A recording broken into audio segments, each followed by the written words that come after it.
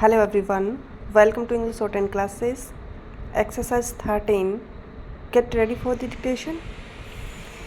Start. I am honored to be present here with President and Secretary General and other leaders at the launch of the UN Democracy Fund. This was proposed by President at the UN General Assembly last year and has received widespread acclaim. Its relevance is underscored by its becoming a concrete reality in just a year's time.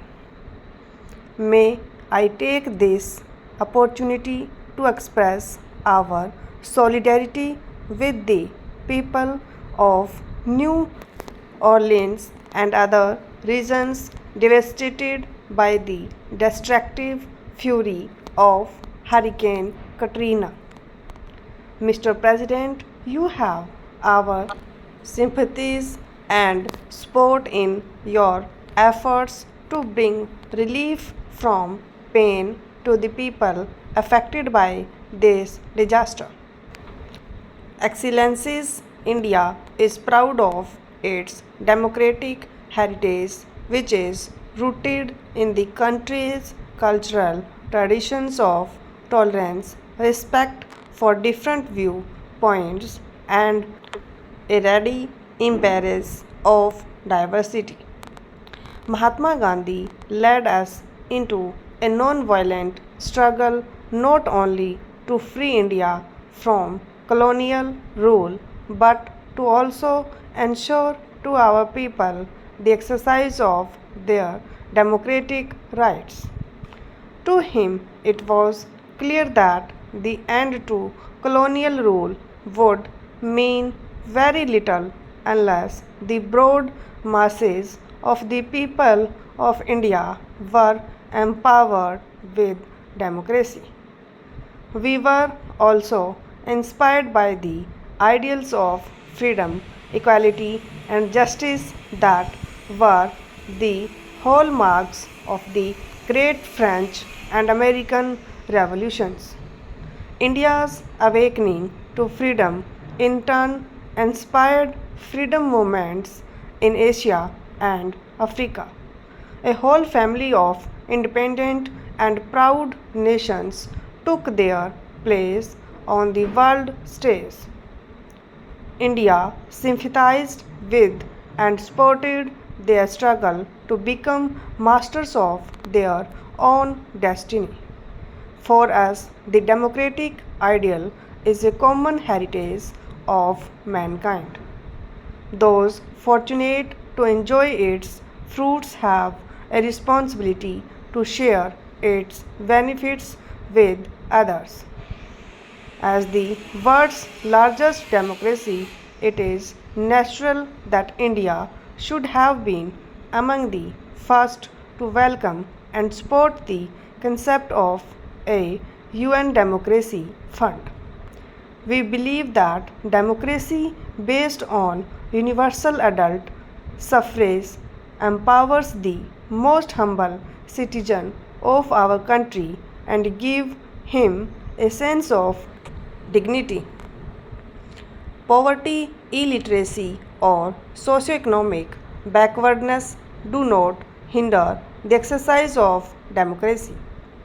Quite the contrary, our experience of more than 50 years of democratic rule demonstrates how democracy is a most powerful tool to successfully overcome the challenge of development. But most of all, democracy alone gives the assurance that the developmental aspirations of the poorest citizens of our society will be taken into consideration by such programs.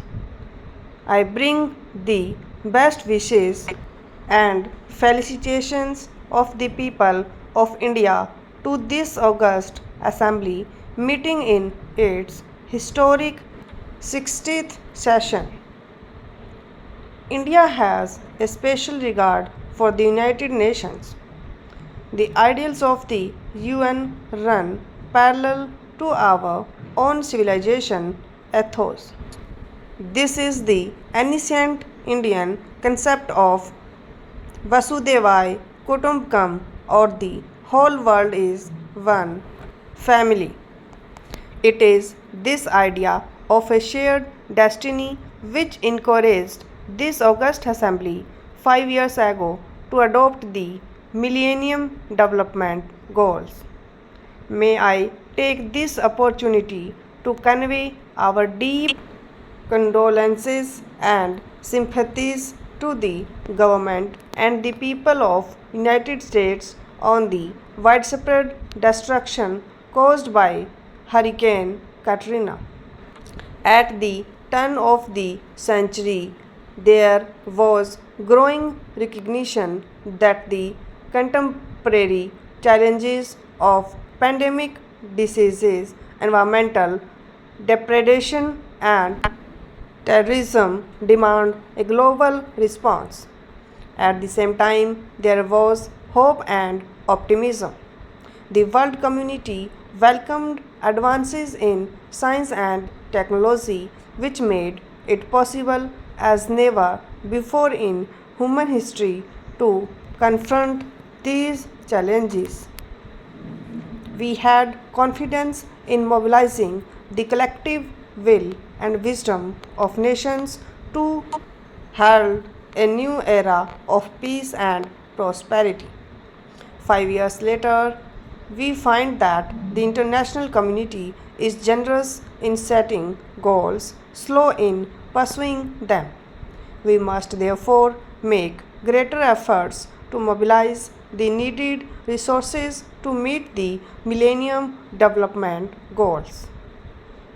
This would be a wise investment for the future. Failure will only make our task in the future more difficult and more costly.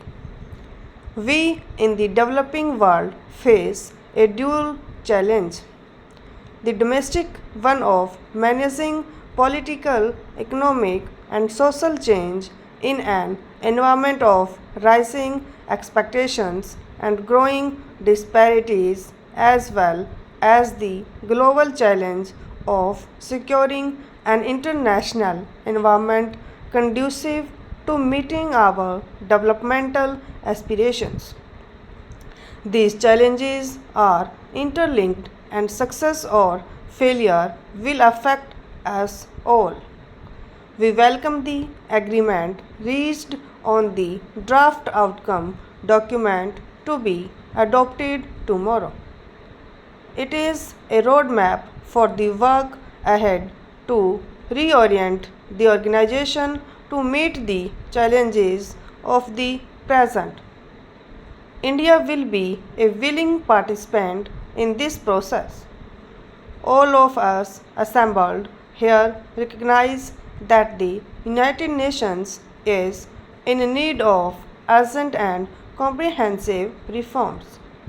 The management of global interdependence requires strong international institutions and a rule based multilateral system. The reform of the United Nations must be based on this principle. It must include the expansion of the United Nations Security Council in both permanent and non permanent categories of membership. Unfortunately, the United Nations suffers from a democracy deficit. Its structure and decision making processes reflect the world of 1945, as such, not the world of year 2015.